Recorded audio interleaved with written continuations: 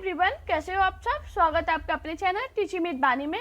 आज की जो हमारी क्लास है वो काफ़ी ज़्यादा इंपॉर्टेंट होने वाली है, क्योंकि आज की क्लास में हम पढ़ेंगे रचनाएं। रचनाएं एक ऐसा टॉपिक है, आप किसी भी एग्जाम की तैयारी कर रहे हो उसमें रचनाएं पूछी ही जाती हैं। 1 से 2 नंबर की हर एग्जाम में रचनाएं पूछी गई हैं। और आज मैंने जो भी रचनाएं पढ़ा रही हूँ आपको, ये सभी एग्जाम में पूछी गई थी। किसी न किसी एग्जाम में, अलग अलग एग्जाम में पूछी गई है, तो सभी को आज हम एक ही क्लास में पढ़ेंगे। वीडियो बहुत ज़्यादा इंपॉर्टेंट होने वाली है, तो वीडियो को लास्ट तक जरूर देखना। और चैनल पे पहली बार आए तो लाइक शेयर सब्सक्राइब जरूर करना। आज हम सबसे पहले पढ़ेंगे जयशंकर प्रसाद की रचनाएं। जयशंकर प्रसाद की रचनाएं बहुत पेपर में पूछी जाती है। आप किसी भी एग्जाम की तैयारी करो उसमें जयशंकर प्रसाद दिए ही गए होंगे। तो जयशंकर प्रसाद की रचना प्रेम पथिक। प्रेम पथिक मोस्ट इंपॉर्टेंट रचना है। DTSP में ये पूछी गई थी कि प्रेम पथिक किसकी रचना है, तो आपको याद रखना ये जयशंकर प्रसाद की है। तितली कंकाल ईरावती। तितली कंकाल ईरावती ये उन्होंने बचपन में ही पढ़ी। बचपन में जब हम लोग जीवनी याद करते थे तो पढ़ते थे तितली कंकाल ईरावती किसकी है, जयशंकर प्रसाद की। मोस्ट इंपॉर्टेंट रचना है। ध्रुव स्वामी मोस्ट इंपॉर्टेंट। ध्रुव स्वामी ऐसी रचना है, मैंने जब प्रीवियस से देखा तो 3 से 4 एग्जाम में ये पूछी गई थी, अलग अलग एग्जाम में पूछी गई है कि ध्रुव स्वामी किसकी रचना है। एक में ऐसे करके पूछा गया, तो एक में पूछा गया तो निम्न में से कौन सी जयशंकर प्रसाद की रचना है, जिसमें एक ऑप्शन था ध्रुव स्वामी। तो आपको याद रखना जो ध्रुव स्वामी है वो जयशंकर प्रसाद की बहुत ज़्यादा फेमस रचना है। चंद्रगुप्त स्कंदगुप्त, आप इससे याद कर सकते हो। चंद्रगुप्त स्कंदगुप्त इकट्ठे बोलोगे तो ये जल्दी याद होंगे। कौन सी रचना है जयशंकर प्रसाद की, चंद्रगुप्त और स्कंदगुप्त। पथिक मोस्ट इंपॉर्टेंट, पथिक भी बहुत पूछी जाती है। झरना आंसू, वही हम लोगों ने बचपन में पढ़ रखी है। झरना आंसू किसकी रचना है, जयशंकर प्रसाद की। आकाशदीप मोस्ट इंपॉर्टेंट, बहुत बार पूछी गई है कि आकाशदीप किसकी रचना है, तो आपको याद रखना ये है जयशंकर प्रसाद की। छाया, आंधी, इंद्रजाल ये भी बहुत इंपॉर्टेंट है, पूछी गई हैं अलग अलग। वैसे तो आज जितनी भी मेरी 16 रचनाएं अगर जयशंकर प्रसाद की आपने याद कर ली तो आपका जयशंकर प्रसाद की रचनाओं से कोई क्वेश्चन गलत नहीं होगा, इसकी मैं आपको गारंटी दे सकती हूँ। जन्मेज का नागयज्ञ मोस्ट इंपॉर्टेंट, इतना इंपॉर्टेंट है मैंने काफ़ी बार अपने मॉक टेस्ट में कराया। मैंने प्रीवियस से देखे बहुत एग्जाम में ये पूछा गया कि जन्मेज का नागी यज्ञ किसकी रचना है, तो किसकी है, जयशंकर प्रसाद की। मोस्ट इंपॉर्टेंट रचना है इनकी, ये बहुत ज़्यादा इंपॉर्टेंट रचना है। कामायनी बहुत पूछा गया कि कामायनी किसका ग्रंथ है, कामायनी किसकी रचना है, तो आपको याद रखना है ये जयशंकर प्रसाद की है। मैंने क्या बताया, एक बार मेरे साथ रिपीट कीजिए तो आपको जल्दी याद होगी। प्रेम पथिक, तितली कंकाल ईरावती। प्रेम पथिक, तितली कंकाल ईरावती। ध्रुव स्वामी, चंद्रगुप्त स्कंदगुप्त पथिक। चंद्रगुप्त स्कंदगुप्त पथिक। झरना आंसू, जिसमें देखा आपने कंकाल, तितली, ईरावती, चंद्रगुप्त, स्कंदगुप्त, झरना आंसू, ये हम लोग को बचपन से ही याद है। सभी को याद होंगे क्योंकि हम लोगों ने बचपन में ये याद कर रखे थे। हमें याद करने क्या करने, प्रेम पथिक, ध्रुव स्वामी, पथिक, आकाशदीप, छाया, आंधी, जन्मेज का नागयज्ञ और कामायनी। बहुत इंपॉर्टेंट ये 16 रचनाएं। अगर आपने जयशंकर प्रसाद की ये 16 रचनाएं याद कर ली तो आपको कोई टेंशन नहीं लेनी। आपका जयशंकर प्रसाद से क्वेश्चन आएगा गलत नहीं होगा, मैं इसकी गारंटी देती हूँ। अगर अपने नोट्स बनाते हो, अपने हाथ से खुद लिखते हो, तो उनमें ये रचनाएं जरूर लिख लेना। आप अगर प्रीवियस से लगाते हो, आपने ये रचनाएं जरूर देखी होगी। बहुत बहुत इंपॉर्टेंट होने वाली है। किसी भी एग्जाम की तैयारी कर रहे हो ये क्लास देख ली। अभी तक मैंने रचना की आपको बहुत सारी क्लास पढ़ाई है, बहुत कम से कम 10-15 आपको क्लास पढ़ाई होगी सिर्फ रचनाओं की, जिसमें सबसे बेस्ट ये वाली क्लास है। मैं खुद कह रही हूँ कि ये मेरी क्लास सबसे ज़्यादा बेस्ट होने वाली है, क्योंकि इसमें सभी का निचोड़ है, ये समझ लीजिए। अब दोस्तों जयशंकर प्रसाद से कुछ क्वेश्चन बनते हैं कि जयशंकर प्रसाद का अधूरा उपन्यास कौन सा है। तो दोस्तों आपको याद रखना जो जयशंकर प्रसाद का अधूरा उपन्यास है वो ईरावती। बहुत बार पेपर में पूछा गया कि ईरावती किसका उपन्यास है, तो जयशंकर प्रसाद का है। और ये एक अधूरा उपन्यास है, जैसे प्रेमचंद का अधूरा उपन्यास है वैसे ही जयशंकर प्रसाद का भी ईरावती एक अधूरा उपन्यास है। और ये छायावाद के प्रवर्तक है। आप अपने नोट्स में जरूर लिख लेना, ये मोस्ट इंपॉर्टेंट पॉइंट है, पेपर में पूछा गया है, तो आपको याद रखना ये छायावाद के कौन है, प्रवर्तक है। मोस्ट इंपॉर्टेंट पॉइंट है, ये पेपर में पूछा गया कि जयशंकर प्रसाद कौन है, तो ये छायावाद के प्रवर्तक है। और आधुनिक कविता के सुमेरु हैं। कौन है, आधुनिक कविता के सुमेरु। अपने नोट्स में जरूर लिख लेना। मैंने क्या बताया, ये आधुनिक कविता के सुमेरु हैं। बहुत इंपॉर्टेंट पॉइंट है, पेपर में पूछा गया है कि आधुनिक कविता के सुमेरु कौन है, तो आपको याद रखना ये कौन है? Jaishankar Prasad. Most important point है। और ये जयशंकर प्रसाद का जन्म कहाँ हुआ था? तो आपको याद रखना, जो जयशंकर प्रसाद है इनका जन्म वाराणसी में हुआ था। मैं रिपीट कर दे रही हूँ, अपने नोट्स पे लिख लेना। जयशंकर प्रसाद का अधूरा उपन्यास इरावती है। ये छायावाद के प्रवर्तक हैं और आधुनिक कविता के सुमेरु हैं। इनका जन्म वाराणसी में हुआ था। अब हम पढ़ेंगे मुंशी प्रेमचंद की रचनाएं। मुंशी प्रेमचंद की रचनाएं भी बहुत पूछी जाती हैं। गोदान, गबन, रंगभूमि, कर्मभूमि, कायाकल्प, सेवा सदन और प्रेमाश्रय, ये 7 रचनाएं ऐसी हैं जो पेपर में पूछी गई हैं कि ये किसकी रचना है। तो आपको याद रखना है मुंशी प्रेमचंद की है। मैंने क्या बताया? गोदान गबन बचपन में पढ़ रखी है। गोदान गबन, रंगभूमि, कर्मभूमि, सेवा सदन, ये बचपन में ही हम लोगों ने पढ़ रखी है। लेकिन अब इनसे क्वेश्चन बनता है कि मंगलसूत्र किसका अधूरा उपन्यास है? क्या? मंगलसूत्र। कौन सा सूत्र? मंगलसूत्र। हाँ जी, वही मंगलसूत्र जो आप लोग पहनते हो, मतलब जो लेडीज है वो, जेंट्स नहीं। मंगलसूत्र किसका अधूरा उपन्यास है? तो आपको याद रखना है ये मुंशी प्रेमचंद का अधूरा उपन्यास है। मोस्ट इंपॉर्टेंट पॉइंट है, बहुत बार पेपर में पूछा गया कि मंगलसूत्र किसका उपन्यास है? तो मुंशी प्रेमचंद का। इनकी कहानियां जो बड़ी पूछी जाती है वो कौन सी है? बड़े घर की बेटी। बड़े घर की बेटी। बड़े घर की बेटी बहुत बार पूछी गई है कि बड़े घर की बेटी किसकी कहानी है? तो आपको याद रखना, जो बड़े घर की बेटी है ये मुंशी प्रेमचंद की कहानी है। और एक नमक का दरोगा, बहुत बार होगी, आपने खुद देखा होगा कि नमक का दरोगा किसकी कहानी है? तो किसकी है? मुंशी प्रेमचंद की। इनका जन्म की अगर बात की जाए तो इनका जन्म है वो वाराणसी में हुआ था। कहाँ हुआ था? वाराणसी में। ये बहुत इंपॉर्टेंट पॉइंट है। जितने भी मैं बताती हूँ आपको पॉइंट, ये सभी इंपॉर्टेंट होते हैं। मैं आपको फालतू की चीज़ें नहीं पढ़ाती हूँ कि मैं फालतू का आपको मनोरंजन कराऊँ। मनोरंजन के लिए आपके पास और भी साधन है। अगर आप मेरे पास आते हो तो मैं आपको वही चीज़ पढ़ाऊँगी जिससे आपका सिलेक्शन हो जाए। और जब सिलेक्शन होता है आप मुझे कमेंट में लिख जाओ कि हाँ मैम, आपकी क्लास पढ़ के मेरा सिलेक्शन होगा। मैंने एक भी पैसा आपको नहीं दिया, लेकिन उसके बाद भी मेरा सिलेक्शन होगा सिर्फ आपकी क्लास पढ़ के। तो मैंने क्या बताया? मुंशी प्रेमचंद की रचनाओं की बात करें तो इनमें सबसे पहले इनकी कहानी 2 पेपर में बहुत पूछी जाती है। बड़े घर की बेटी, नमक का दरोगा। अगर पूछा जाए बड़े घर की बेटी और नमक का दरोगा किसकी कहानी है? तो मुंशी प्रेमचंद की है। इनकी रचनाओं की बात करें तो गोदान, गबन, रंगभूमि, कर्मभूमि, कायाकल्प, सेवा सदन और प्रेमाश्रय किसकी रचना है? मुंशी प्रेमचंद की। मुंशी प्रेमचंद की ये 7 रचनाएं ऐसी हैं कि पेपर में पूछी ही गई हैं। मोस्ट इंपॉर्टेंट रचनाएं बहुत बार पेपर में पूछी गई हैं कि कर्मभूमि किसकी रचना है, कायाकल्प से बहुत क्वेश्चन बना, प्रेमाश्रय से भी बना है। तो आपको याद रखना ये जितनी भी रचनाएं हैं मुंशी प्रेमचंद की हैं। अगर इनकी बात करें तो इनका जन्म वाराणसी में हुआ था। वाराणसी का इनका गांव पूछा जाता है तो लमेटी गांव में हुआ था। कौन से गांव में हुआ था? लमेटी गांव में। अपने नोट्स में लिख लेना, मैं आपको बता दे रही हूँ। मुंशी प्रेमचंद का जन्म वाराणसी के लमेटी गांव में हुआ था। इनका एक अधूरा उपन्यास है मंगलसूत्र। बहुत पूछा गया कि मंगलसूत्र किसका उपन्यास है? तो मुंशी प्रेमचंद का है। कहानी की बात करें बड़े घर की बेटी और नमक दरोगा। इतना पढ़ लिया आपका पेपर क्लियर हो जाएगा, मैं आपको गारंटी दे सकती हूँ। अब हम पढ़ेंगे मलिक मोहम्मद जायसी की प्रमुख रचनाएं। इनकी रचनाएं भी बहुत पेपर में पूछी जाती हैं। पद्मावत, चित्रलेखा, कहरनामा, आखिरी कलाम। मलिक मोहम्मद जायसी की जो रचना है इसकी ट्रिक मैंने शॉर्ट में बताई थी, तो आप शॉर्ट को जरूर देखना, उससे आपको ये रचनाएं बहुत जल्दी याद होगी। जितनी भी मलिक मोहम्मद जायसी से रचनाएं पूछी गई हैं वो मैंने सभी आपको बताई हैं। मलिक मोहम्मद जायसी की रचना कौन है? पद्मावत, चित्रलेखा, कहरनामा और आखिरी कलाम। इनकी एक रचना है जो पेपर में बहुत पूछी जाती है, उसका नाम है अखरावत। कौन सी रचना है? अखरावत। ये भी लिख लेना, मैं इसमें टाइप करना भूल गई हूँ। अखरावत। अखरावत किसकी रचना है? मलिक मोहम्मद जायसी की। मैंने क्या बताया? पद्मावत, चित्रलेखा, कहरनामा, आखिरी कलाम और अखरावत किसकी रचना है? मलिक मोहम्मद जायसी की रचना है। अब हम पढ़ेंगे रामचंद्र शुक्ल की प्रमुख रचनाएं।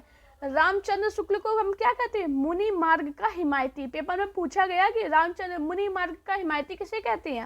मैंने क्या बताया? मुनि मार्ग का हिमायती। पेपर में पूछा गया है कि मुनि मार्ग का हिमायती किसे कहते हैं? तो आपको याद रखना किसे कहते हैं हम? रामचंद्र शुक्ल को। मोस्ट इंपॉर्टेंट पॉइंट है, अपने नोट्स में लिख लेना, मुनि मार्ग का हिमायती रामचंद्र शुक्ल। 1-2 बार रिपीट करोगे आपको याद हो जाएगा। इनकी जो रचना है रसमीमांस, चिंतामणि, पेपर में बहुत पूछी गई हैं ये दो रचनाएं, एक त्रिवेणी और बहुत पूछी जाती है त्रिवेणी किसकी रचना है, तो आपको याद रखना जो त्रिवेणी भी है ये भी रामचंद्र शुक्ल की रचनाएं हैं, बहुत पूछी जाती है इनकी रचनाएं। एक जायसी ग्रंथावली, ये लिख लेना, मैं इसमें टाइप करना भूल गई, जब क्लास रिकॉर्ड करती हूँ तब याद आता।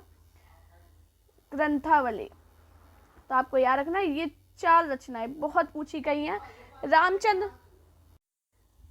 प्रमुख रचनाएं कौन सी हैं? चिंतामणि, रसमीमांस, जायसी ग्रंथावली और त्रिवेणी किसकी रचना है? रामचंद्र शुक्ल की। और मुनि मार्ग का हिमायती किसे कहते हैं? रामचंद्र शुक्ल को।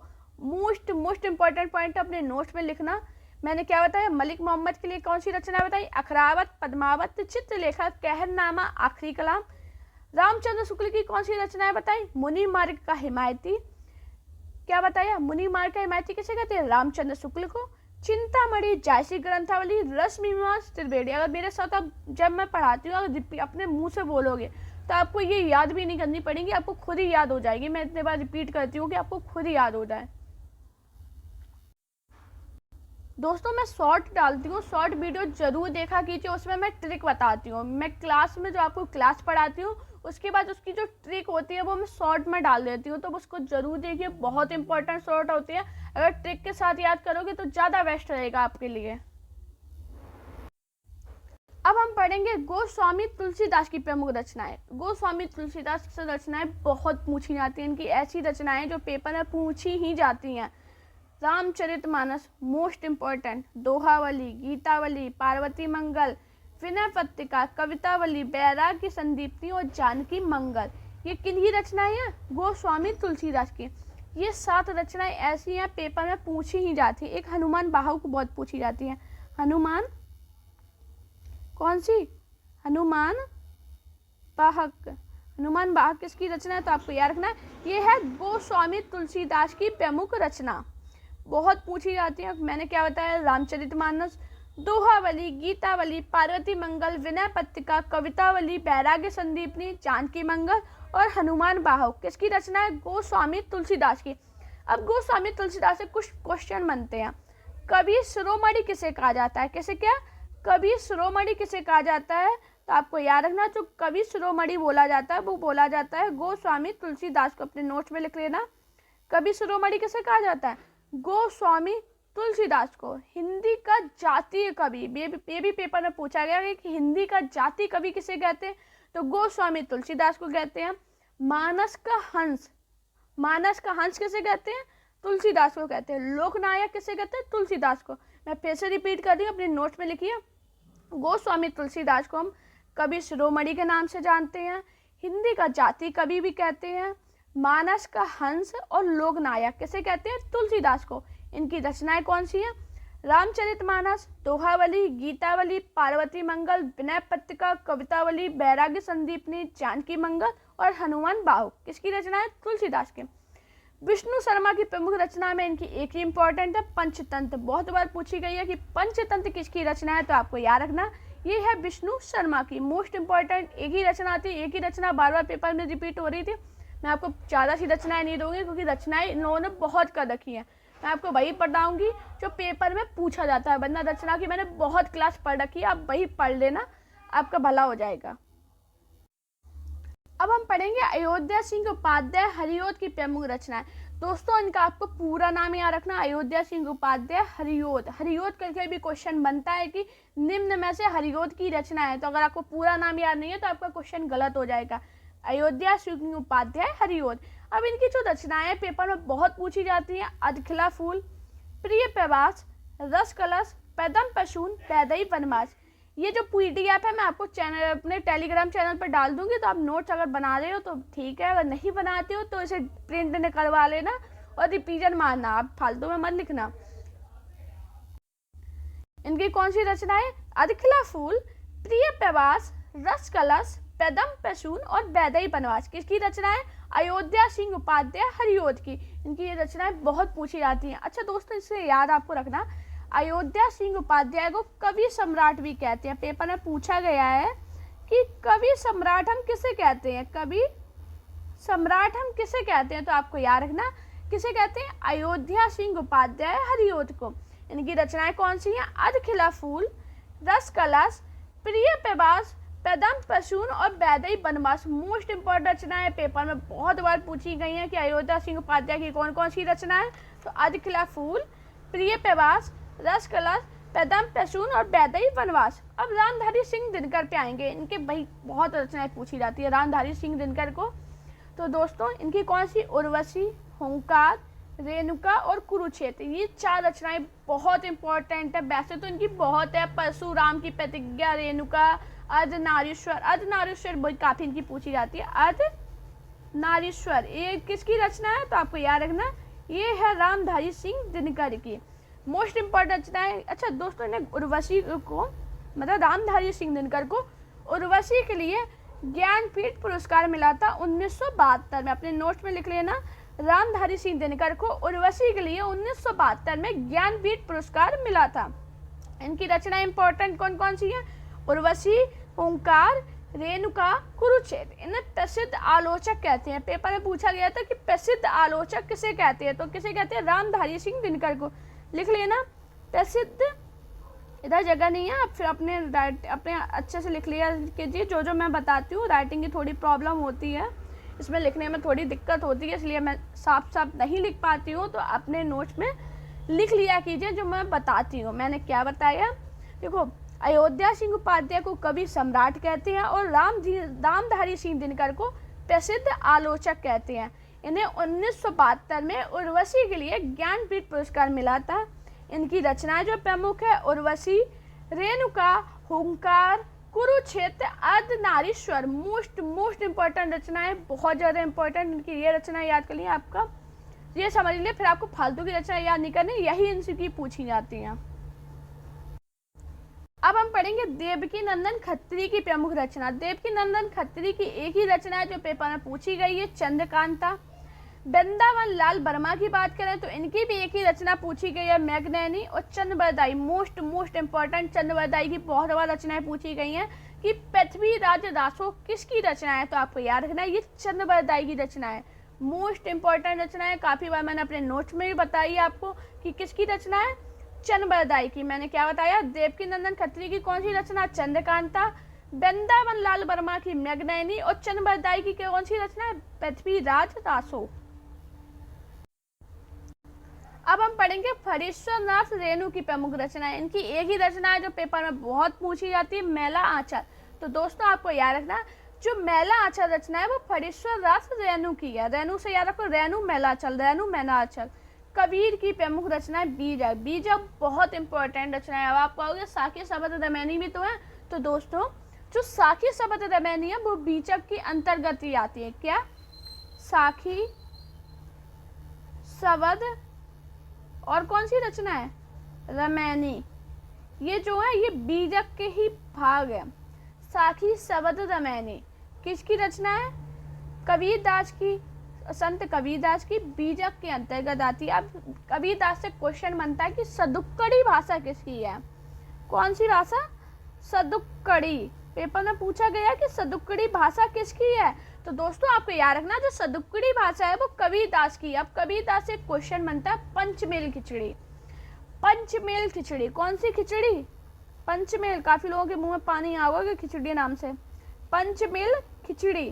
तो ये किसकी रचना है, कबीरदास की रचना है। कबीरदास को की भाषा है, जो माफी चाहेंगे रचना नहीं है, पंचमेल खिचड़ी। कबीरदास की जो भाषा सदुक्कड़ी है, इन्होंने श्याम सुंदर दास ने इनकी भाषा को पंचमेल खिचड़ी कहा है। और सदुक्कड़ी भाषा किसने कहा है, रामचंद्र शुक्ल ने इनकी भाषा को सदुक्कड़ी कहा है। मैं एक बार फिर से रिपीट कर रही हूँ, अपने नोट्स में लिख लेना, रामचंद्र शुक्ल ने इनकी भाषा को सदुक्कड़ी कहा है और पंचमेल खिचड़ी किसने कहा, श्याम सुंदर दास ने इनकी भाषा को पंचमेल खिचड़ी कहा। ये दोनों पेपर में पूछे गए हैं कि रामचंद्र शुक्ल ने इनकी भाषा को क्या कहा, सदुक्कड़ी, और श्याम सुंदर दास ने इनकी भाषा को पंचमेल खिचड़ी कहा है। अब एक क्वेश्चन बनता है कि हजारी प्रसाद द्विवेदी ने कबीरदास को क्या कहा है, तो आपको याद रखना, हजारी प्रसाद द्विवेदी ने कबीरदास जी को भाषा का डिटेक्टर कहा है। अपने नोट्स में लिख लेना, जगह नहीं है वरना मैं लिख देती। तो क्या बोला, हजारी प्रसाद द्विवेदी ने कबीरदास जी की भाषा को भाषा का डिटेक्टर कहा है। भाषा का डिटेक्टर किसने कहा है, हजारी प्रसाद द्विवेदी ने। किसे कहा है, कबीरदास को। एक बार रिपीट कीजिए, हजारी प्रसाद द्विवेदी ने कबीरदास जी को भाषा का डिटेक्टर कहा है। वृंदावन लाल की वर्मा की एक ही रचना मैगनैनी जो पेपर में पूछी जाती है, जी भी एक ही रचना है, तुरंत याद हो जाएगी आपको। अब हम पढ़ेंगे महादेवी वर्मा। महादेवी वर्मा से बहुत क्वेश्चन बनते हैं। इनकी दो रचनाएं जो प्रमुख है, यामा और रश्मि, ये पेपर में पूछी गई है। ये किसकी रचना है? तो महादेवी वर्मा की है। अब इससे क्वेश्चन बनता है कि इन्हें ज्ञानपीठ पुरस्कार कब मिला था और किसके लिए मिला था? तो दोस्तों आपको याद रखना, यामा के लिए 1982 में ना ज्ञानपीठ पुरस्कार मिला था। ज्ञानपीठ पुरस्कार अपने नोट्स में लिख लेना। यामा के लिए 1982 में महादेवी वर्मा को ज्ञानपीठ पुरस्कार मिला था। और 1988 में ना पद्म विभूषण मिला, वो भी मरणोपरांत। कौन सा मिला है? मरणोपरांत ये मिला है ना पद्म विभूषण। आपको याद रखना, पेपर में पूछा जा सकता है कि 1988 में इन्हें मरणोपरांत कब मिला था? तो आपको याद रखना 1988 में मिला था। कौन सा मिला था? पद्म विभूषण। मैंने क्या बताया? यामा के लिए 1982 में इन्हें ज्ञानपीठ पुरस्कार मिला और 1988 में पद्म विभूषण मिला, वो भी मरणोपरांत। और इन्हें का एक पूछा जाता है इनके बचपन का नाम क्या था? तो आपको याद रखना, जो महादेवी वर्मा है इनके बचपन का नाम सरस्वती था। क्या था? सरस्वती। अब ये थी कहाँ की? इनका जन्म कहाँ हुआ था? तो इनका जन्म फर्रुखाबाद में हुआ था। कहाँ पे हुआ था? फर्रुखाबाद में। तो समझ लो ये यूपी के जितने भी एग्जाम हैं उनके लिए इम्पोर्टेंट है महादेवी वर्मा। इनसे क्वेश्चन बन सकते हैं क्योंकि ये यूपी की थी, तो इनसे क्वेश्चन बनेंगे जरूरी। ये समझ लो बनेगा। महादेवी वर्मा को बहुत क्वेश्चन बनते हैं, बहुत ज़्यादा क्वेश्चन बनते हैं इनके। केशव दास की दो रचनाएं हैं, रसिक प्रिया और कवि प्रिया। प्रिया से याद रखना, प्रिया किसकी है? केशव दास की है। रसिक प्रिया, कवि प्रिया। सूर्यकांत त्रिपाठी निराला की दो रचनाएं जो पेपर में बहुत पूछी जाती है, कुकुरमुत्ता अनामिका परमल। जी आपको याद करनी पड़ेगी। मैं जितनी रचनाएं बता रही हूँ, अगर आपने इतनी रचना याद कर लिया, आपको कोई भी एग्जाम दे रहे हो, आप किसी भी एग्जाम की तैयारी कर रहे हो, आपके लिए बहुत ज़्यादा अमृत समान है, ये समझ लीजिए। इससे रचना से क्वेश्चन सही नहीं होगा, गलत नहीं होगा। रचना से आपका कोई भी क्वेश्चन आएगा तो वो गलत नहीं होगा। माफी जाएंगे, गलती से निकल गया। रचना से कोई भी क्वेश्चन आएगा तो आपका गलत नहीं होगा, मैं आपको गारंटी दे सकती हूँ।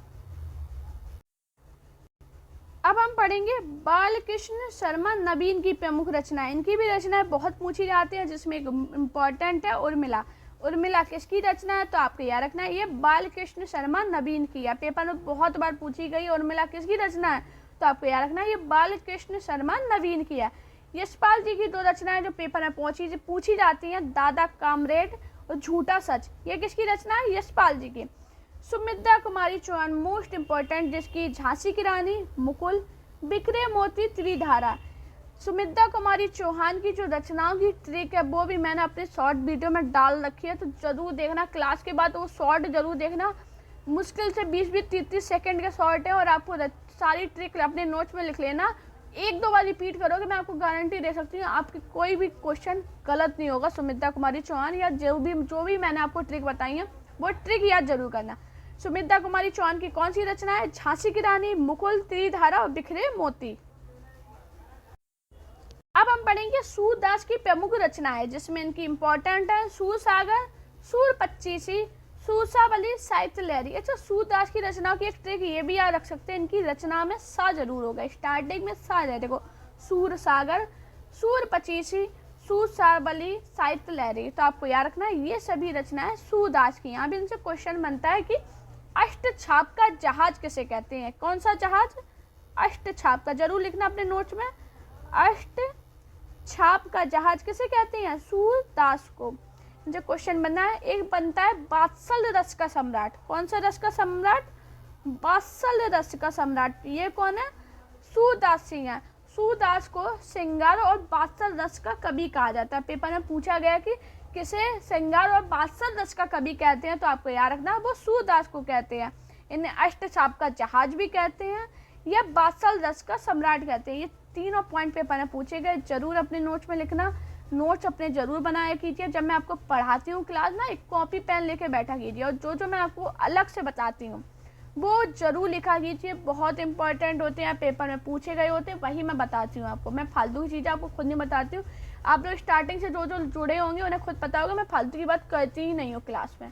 बस आपसे यही जरूर कहती हूँ कि लाइक शेयर सब्सक्राइब जरूर किया कीजिए। बस यही फालतू की आपको बदली लगेगी, लेकिन ये मेरे लिए काम किया कि आप लोग प्लीज़ आपसे सभी से रिक्वेस्ट करूँगी लाइक शेयर और सब्सक्राइब, और प्यारा सा कमेंट किया कीजिए कि कैसी लगती है आपको क्लास, जैसे कि मुझे मोटिवेशन मिले और मैं आपके लिए बहुत अच्छी अच्छी वीडियो लाऊं जिससे आपका भी भला हो मेरा भी हो। मैं ये नहीं कहूँगी कि मेरा भला नहीं हो, मेरा भी भला हो। मैं आपका भला कर रही हूँ, आप मेरा भला कीजिए, सब्सक्राइब कीजिए।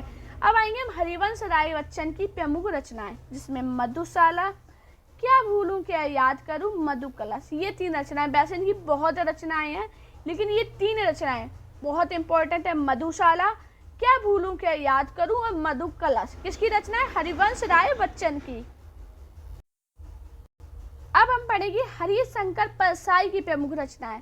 इनकी कौन सी रचनाएं हैं? जैसे उनके दिन फिरे, रानी नागफनी की कहानी, तट की खोज, भूत के पांव पीछे, सदाचार का तावीज, शिकायत मुझे भी है, हंसते हैं रोते हैं, तब की बात और थी, बेईमान की परत, पगडंडियों का जमाना और अंत में विकलांग श्रद्धा का दौर।